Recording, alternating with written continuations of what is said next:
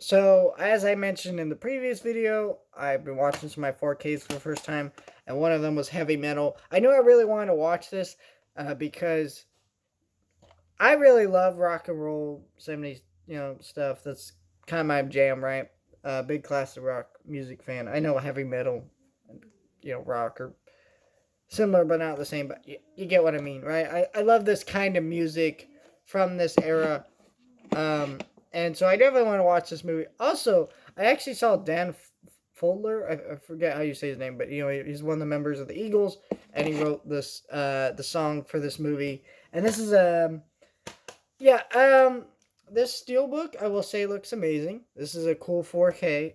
This 4K looked amazing. First of all, for just the first one, because I am talking about heavy metal and have made 2000 in this video, but Heavy Metal is the only one in 4K. MA 2000 is in here, but it's just the Blu-ray disc.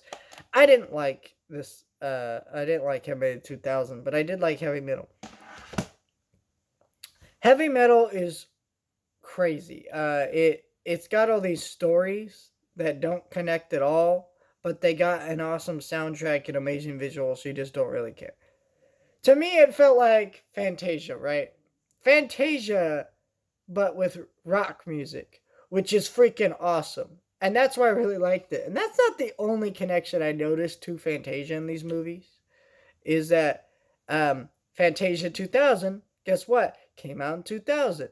And then you have Heavy Metal, 2000 came out in 2000. So that's cool.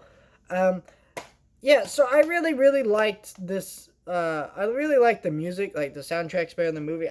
This is like a cool one-time watch, cool movie that I'm a fan of. And if I had like some friends over that were really into rock music, and I'd be like, "Hey, do you want to see a movie that's like really cool that you probably never seen? Here you go."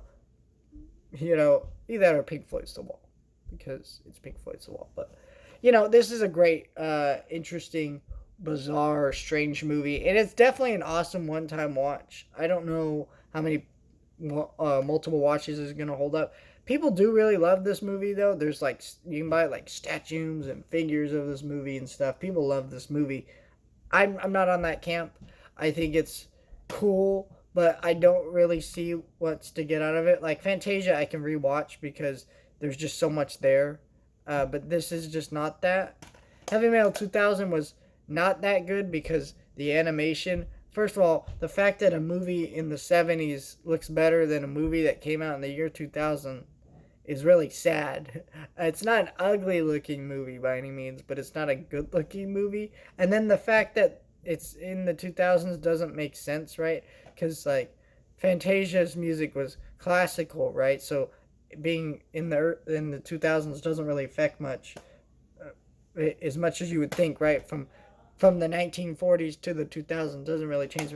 This, on the other hand, this is very 70s and 80s style music, and yet we're getting it in the year 2000, and it's weird because the music just is not as good, and that's the main point of a movie called Heavy Metal, and it just doesn't work out. But this was an awesome one-time watch.